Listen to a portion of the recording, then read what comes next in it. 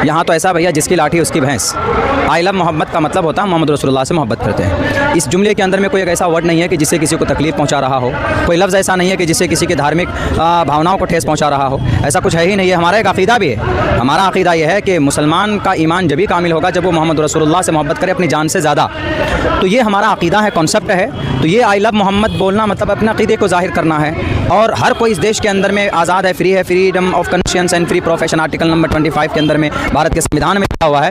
हाँ, वो I love Mohammad बोलकर किसी को चिढ़ाया नहीं गया या किसी को तकलीफ़ नहीं पहुंचाई गई। आप जय श्री राम बोलते हैं, आप दुर्गा माता बोलते हैं, आप हरे राम हरे कृष्णा बोलते हैं, आप ओम बोलते हैं, उसका लगाते हैं, हम में से कोई तो एतराज़ नहीं करता है। अगर आप बोलेंगे कि नहीं जय श्री राम, जय श्री राम, आप श्री रामचंद्र जी से एक मोहब्बत और उनके आलम को बुलंद करने के लिए आप एक लफ्ज़ बोलते हैं, तो इस पर अगर कोई मुसलमान कहेगा FIR करो तो आप कहेंगे बेवकूफ़ है, इसलिए इस पर कोई FIR का वही नहीं बनता है, कोई केस ही नहीं बनता। ऐसी आई लव मोहम्मद है। आई लव मोहम्मद, मोहम्मद हमारी जान, इज़्ज़त, माल सब चीज़ से बढ़कर जनाब मोहम्मद रसूलुल्लाह सल्लल्लाहु अलैहि वसल्लम की ज़ात अक़दस